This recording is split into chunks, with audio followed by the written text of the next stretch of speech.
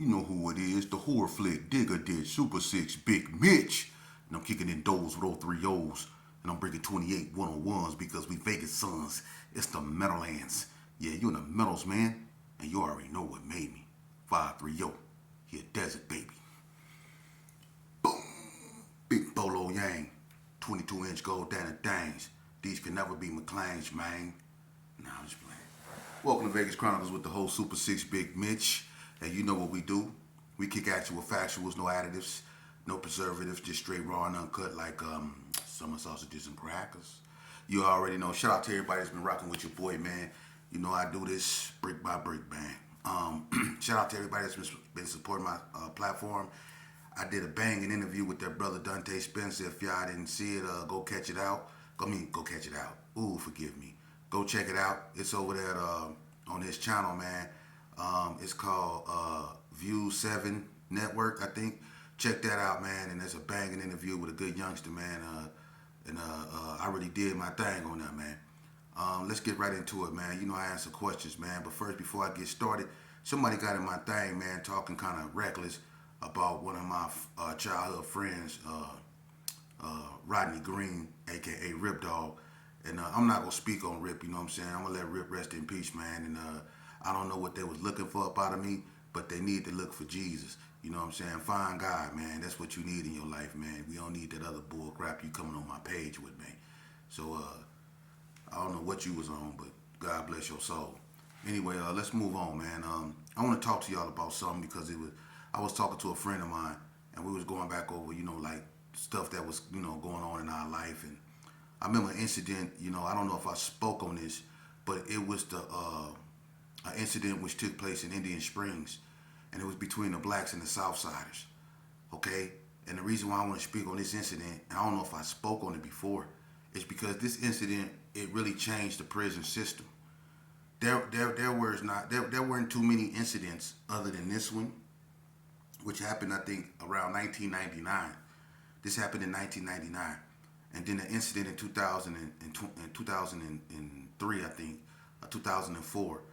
You know, that war with the Southsiders and the blacks at High Desert State Prison, it changed the prison system too. But this was the first time the prison system in Nevada really got, you know, changed. And you finna see why.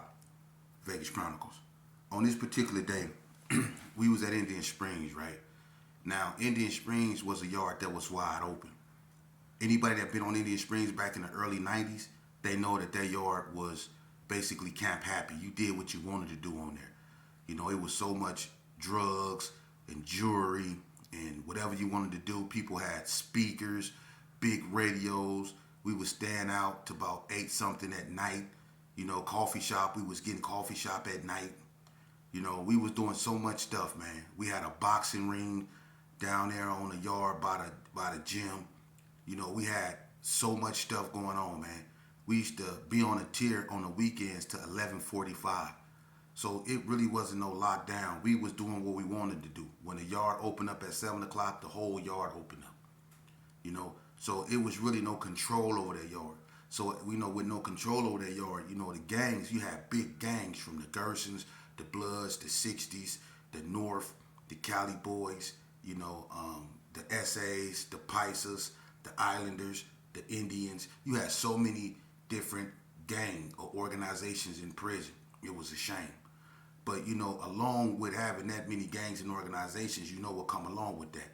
You know, riots, fights, drug deals gone bad, dudes tripping with each other behind dudes. You know what I mean? It was so much stuff going on in prison. Okay, well, due to all the fights that was occurring, because it was a lot of skirmishes and fights, they started clamping down slowly, you know, slowly but surely. Meaning, I watched them put the gates up between each unit. Now, when they started putting the gates up, like between 5 and 6, they put a gate that went straight across that connected from Unit 6 to Unit 5. They went down there and they did the same thing. They put a gate across Unit 3 and 4, a gate across Unit 1 and 2. So they was fencing off the yard, but they kept the gate open and everybody was still moving around as if, you know, the yard was still open. But we knew that it was something coming because you know, we used to sit on the windowsills and smoke, you know, smoke our little weed, whatever. And we watched them do that, you know. And so it was so many fights that all the races came together and they met in the gym. If you was a honcho on that yard, whether you was black, Crip, blood, whatever, you met in the gym. Me and Gangsta Rob went, you know, the leader of the white boys went, the leader of the Serenos went, and what happened with the Serenos is that, you know, the shot caller was a guy by the name of Chewy, right? Chewy was an SA, and him and Crazy Joe, I think Crazy Joe was from 28th Street, but him and Crazy Joe, Chewy was from California. But I think they was the two, you know, head honchos, you know, on that yard. Crazy Joe was cool, you know, but Chewy got strung out. You know, he's messing with that dog food. He got strung out. So the Serenos, they hit Chewy by the gym. They stuck him up real bad. You know, they hit their own when they get out of pocket. So they hit Chewy by the gym and they removed Chewy. A cat by the name of Fat Cat took over the Serenos, right? So he was more or less kind of, you know, organizing them, you know, putting them together, and he wanted to, you know, come together on the yard to stop, you know, the violence so everybody can have money per se. Fat Cat was about his money, you know. Chewy, he was a little bit reckless. You know, the Sereno car wasn't in sync when Chewy was the shot caller. So they removed him. Fat Cat came in and tried to restore order, and he tried to, you know, bring peace to the yard.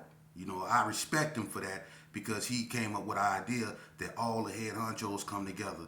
And, you know, if something happened on the yard and it concerned the SAs, then the SAs will deal with it. If something happened on the yard that concerns the blacks will deal with it. If something happened on the yard that concerns the whites will deal with it. See, he had this idea and it made sense. And he said, if we do it this way, we can keep control of what goes on and we ain't got to worry about the yard being locked down. Because his whole thing is he wanted the yard to stay open so whatever he was doing could continue to flow because he was doing it big. All right? Now, this is what ended up happening. Everybody, me and Gangsta Rob attended the meeting. It was a bunch of honchos in there. We was in the gym. We sat on the bleachers. Everybody talked for a good hour. Aired out their grievances, what they didn't like, what they felt needed to be done. You know what I'm saying? So everybody talked, and they came up with an agreement. The North was there. Everybody was there. So they came up with an agreement. There would be no stealing. There would be no, you know, it was certain things that wasn't going to be allowed, and it fell on whoever lap. If it was they people that was the perpetrators of whatever happened, then they got to be dealt with. And they was in agreement with that. Okay? So it was no stealing. You know, everything was straight up. If a person was in violation, they people to deal with them. This was something they was going to use to keep the yard cool, right? Okay, check this out. It was this little youngster, man. And his name was, I think, Pancake. He was from ABM. This boy here, man, you know what? When I say bad, this boy here was terrible. He used to walk around the yard with a pair of shoes on with burgundy laces in one shoe and blue laces in the other. He used to walk around the yard like that. But he was one of them little bad youngsters that you couldn't tell nothing. Even though everybody had an agreement, he didn't see it that way. It wasn't no agreement with him. He was just being bad. So what he do, right after the meeting, about 2-3 weeks, he go in the SA's room and steal one of the SA's shoes. Okay? So now, it's on. The SA's is mad. So it get back on the yard. The blacks, or they think the blacks, went into one of the Mexicans' room when he went to breakfast, because a lot of people used to keep their doors popped. They know what I mean. They put the cards in their door, so their doors weren't locked, or they ID, and you can come back in and they can just open their door. Well, some SAs used to keep their door, you know, popped. So he took that and went in their room, took their shoes, right? Now check this out. At this time, No Shame was on the yard, you know, and he came down from Ely, No Shame. He came down from Ely. No Shame was about to go home in a minute, right? And so No Shame knew about it, but he didn't say nothing. So all the blacks is like, what's going on, why the Mexicans, why the Hispanics, why they grouping up? What's going on? So the blacks go talk to the Hispanic. We go over there. What's going on? They're like, hey, Holmes, we thought we had an agreement. Like, what you talking about, man? Somebody went and stole such and such shoes. They were like, who stole them? And they were like, man, somebody seen, they said a black go in this room. They were like, who? What black? They were like, we don't know, but it was a black. They took it. So the blacks decided they was going to go through their cars to see who took some shoes. So the Gersons, they go through their car. Ain't nobody took no shoes. The Bloods do the same thing. The 6-0s, the Cali boys. So everybody really taking it serious. The white boys, they check. Everybody check it, right? The only people that ain't saying nothing is the North, right? So they go check in with the North. Hey, y'all know somebody that took some shoes? So the North, nah, man, we don't know nothing about that, you know what I'm saying? So they go check in their car, right? All of a sudden, No Shame, he come to me. He said, hey, Sheep, let me holler at you.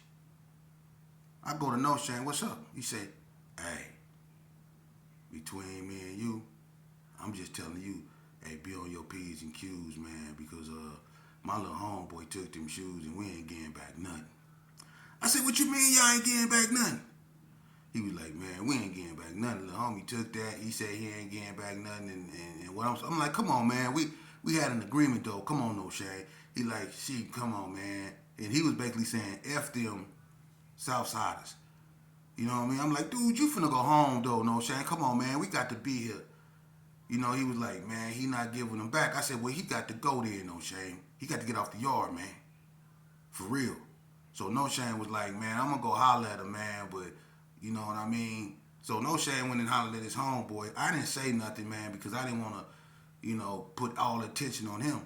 But when No Shame went to go holler at his homeboys, I guess it was this one cat, man. He used to wear a red, black, and green beanie. He was from BGF, but he was a Muslim. And I forget his name. But he went and he tried to talk to Fat Cat.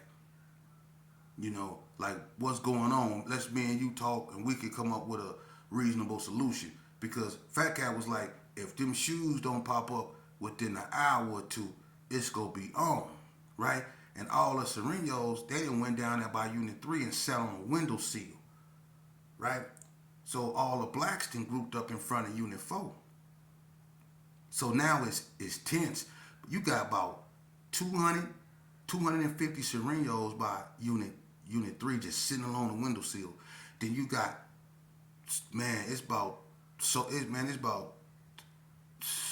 three, man, there's so many blacks over there, man. You got all these different hoods.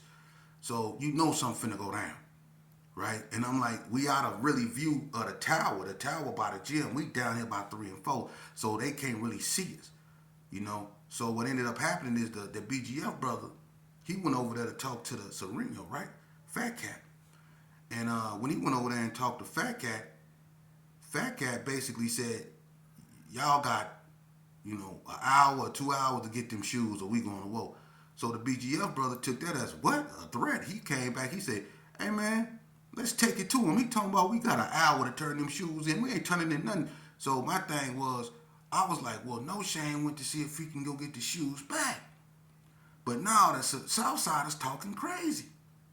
So what ended up happening is he was like, man, we ain't getting up nothing, man. Let's take it to him. So dudes start going in the unit and stuff, getting their stuff. And you see the blacks start moving around over there. The Serenos just sitting there watching. They just sitting on the windowsill. They already ready. The blacks going in the unit, getting their things and picking up rocks and stuff like this, right? So I remember it was Twin from the coast. It was the BGF dude, and it was like 2 more. They walked over there to the essays again, right? And this time when they walked to the essays, the essays that was sitting on the windowsill, they stood up this time because they knew something was going on. So when they walked the Fat Cat had both his hands behind his back just standing there, right? So the dude walked up to Fat Cat, the brother from BGF, I forget his name. Somebody, if y'all remember what I'm talking about, put his name in the chat because a lot of people remember this incident. Now, when he walked up to Fat Cat this time, he said, hey, man, let me holler at you this time. Fat Cat was like, man, how much talking we go do? He said, man, if them shoes don't come up home, and before he could say another word, the dude from BGF stole on the shot caller of the Serenos. He dropped Fat Cat. boom, the dude from BGL fired him, boom, dropped him, right? So the Serenos that was sitting on the windowsill, they started going and ran toward, the four brothers that walked over there. And so all the blacks from the other side ran toward the Serenos. And that's when you had that big old clash down there by 3 and 4. And the fight spilled over into the units. Them blacks, it was too many blacks. And it was blacks that was coming from the yard through the gate. And the Serenos tried to run out the gate. And it was blacks coming through the gate. So they was blocked in. So they was running around. And I'm not saying they was trying to, it was just too many blacks, man. And it was rocks being hurled. People was getting blasted. Them Serenos, they was outnumbered. So what happened was that when they figured they couldn't get out the gate, they started getting up in the units. And the blacks was up in the units with them. And I remember in Unit 4, man, this was some cold. It was a Cali boy by the name of Bolo, right? This cat had never took his coat off. And he used to, it used to be hot. We in the desert in Indian Springs. He kept a state jacket on. Everybody remember Bolo used to be with B.I. from Skyline Power Rules, Butter from Skyline Power Rules, Buddy Bud, Home Team, KK Carone, K-Loco from Six Deuce Brim, Honey Bell from Bloodstone Villain. They had like their own little Cali blood Paruka. And Bolo, he was from Elm Street Paru. This dude never took his coat off. He was a twin. He had a brother. And he had like a beard. And the reason why he never took his coat off is because when he peeled to get in the shower, that boy's chest was so big, man. But he kept it covered up. But when we was in the unit, me and Bolo, we down A-wing. Bolo was just getting out, coming out his room. And when Bolo come out his room, he can hear all the bussing from the yard. It's going down out there. We scrapping all in the unit. Man, look, Bolo came out of nowhere, man. I ain't gonna even lie, man. Bolo was sticking them Southsiders, man. He was sticking them, man. Look, Bolo was slicing. He was surgical with it. You could tell he been to San Quentin, a Folsom, a Soledad, one of them, because he was working them. He was working them. And we was in that fight, you know what I mean? And I seen, some Southsiders, man. It was an old man. He wasn't affiliated though, but they got him. He was the caseworker at the time. Was a guy by the name of Triggs, and right by his office, because his office was in Unit 4, and right by his office though, the Serenos called like an old man. They had an old man pent by his office though, man, and they poked him up so bad. It was man. They had blood all on Triggs' window and everything. You know what I mean? And it was just a free for all, But when it was all said and done, I'm going to just keep it so 100 with it. It wasn't that many blacks that was injured. It was Serenos stretched out everywhere. It was. And after that riot right there, Indian Springs was never the same. They turned the water off on us, man. They turned the water completely off. They turned the water off on us for about 2 weeks, man. We couldn't flush our toilet. We couldn't drink no water. They put igloos on the yard. So when you went to chow, you had one water bottle. And you stop by Igloo and you filled your water bottle up on your way to chow, and that's your water. If you got a celly, y'all got to figure out how y'all go flush y'all toilet and drink y'all water at the same time. It wasn't no water. So a lot of people use their water to cook noodles and stuff like that. But at the same time, they were so cold with it. How could you eat when all you smelling is waste and sewage? Because some people couldn't cover their toilets up. And when they used the bathroom, it's just marinated there. And so the hallway reeked of that. And they knew it did. And they wanted it to. And we had to eat in that. Just imagine that you had to open your window up because it was so, the smell was so overwhelming in your room. But they were so mad at us because so many people got hurt. They shut the yard down. It's never been the same. That's when they started locking them gates and letting us out one unit at a time on the yard, the small yard. And the only time we went on a big yard was like when we had like, if you had to go to school, work, if it was your gym day or something like that, or if they had, big yard day, because some people, like one unit had a big yard. They'll be out on a big yard. 2 units will be out on a big yard. And the other units will be behind their gate on a small yard. So that's how they start doing us and controlling the movement. Because of that riot with the Southsiders at Indian Springs. After that was in 1999. And look, we was putting in so much work, man. And I was the only one in that ride that wore an eye patch. The only one out of all them people fighting. I'm the only one who wore an eye patch. So check this out, right? And I was being bad. I was being a nuisance. I was tripping with the police. So they had these two polices, Muhammad and Gribbs. And they was with Sergeant Height, two black dudes with this white guy. And they came in my room one day, snatched me out my bed, put me in handcuffs, and had me walking backwards with my hands up in the air, pulling on my handcuffs, you know what I mean? And they got me back to Unit 8. I opened up every door in Unit 8 with my face. By the time they got me in the room, my eye patch was flat. They had me in the room looking bad. They did me bad, had my arms messed up and everything. You know what I mean? So they bent me up bad because of what happened. They got Big E-Dub. E-Dub was knocking them out. When they ran in the room on Big E-Dub from West Coast Bloods, him and 32.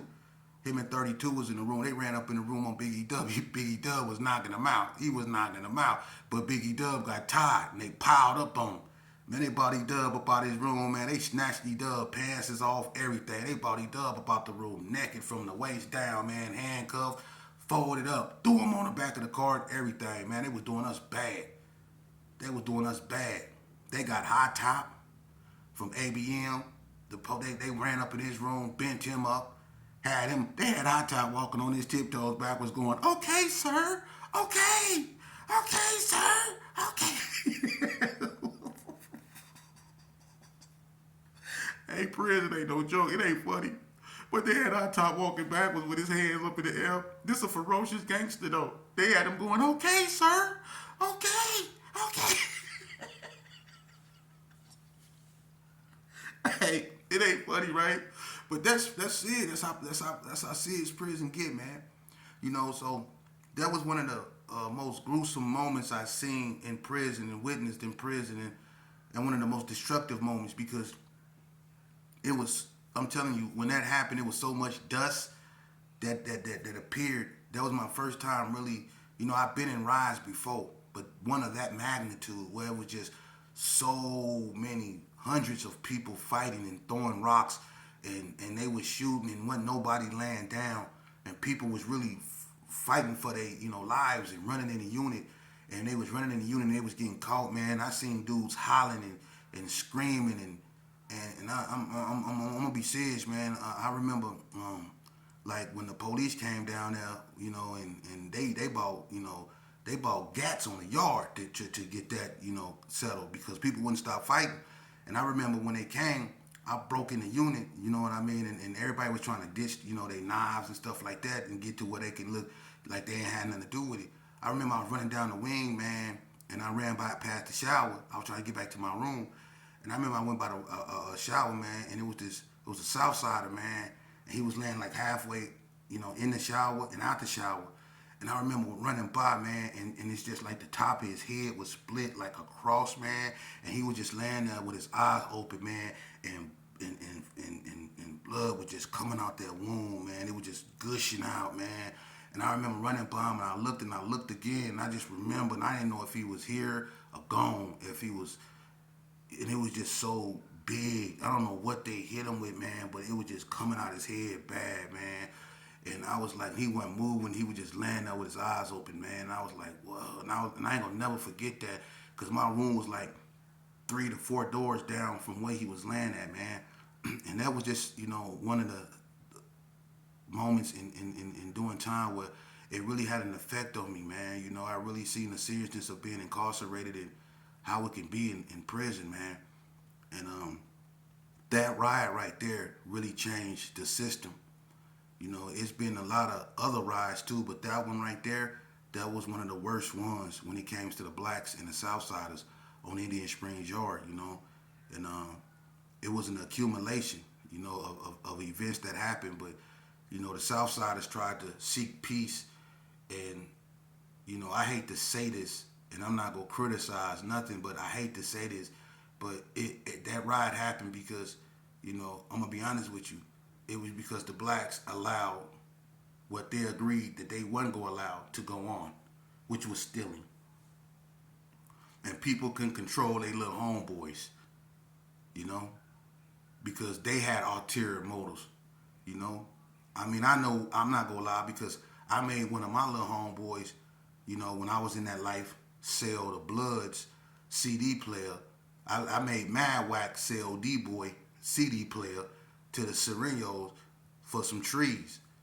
And then I left Mad Whack out there, you know what I'm saying, when them Bloods had him surrounded. I was looking out the window smoking the trees. We bought with the Blood dude, D-Boy, a CD player. I'm looking out the window smoking trees. Man, wait, talking about go get sheep. I got my flap up on the door. I'm not answering nobody when they bound on my door, but I'm smoking the weed that me and him then went and bought from the Serenos with the CD player. So I know how it was up there. You know, it was grimy. And sometimes when your little homeboy do something, you be in cahoots with him too. You just don't want to say it, and that's what led to that ride up there, man. That's why I say, if you youngsters is watching, man, it's best that you stay at home and do you, man, because that's what they'll do. Your big homies will make you. They send you on a mission like that. They send you on a crash dummy mission, man, like that, man, and it can cost people. You know, it can cost a lot of people. You know. So that's one of the most violent moments that I witnessed in our state prisons, man. So if you youngsters listening, man, listen. My message was not. It's not gonna change, man. Go to school. You know, don't. That's not something you want to indulge in, man. And we don't hear enough of this on these platforms. Encouragement to do right, man. We need y'all to do right, man. We need peace in these streets, man. We need a ceasefire, man. We do. We need a ceasefire in the way we talk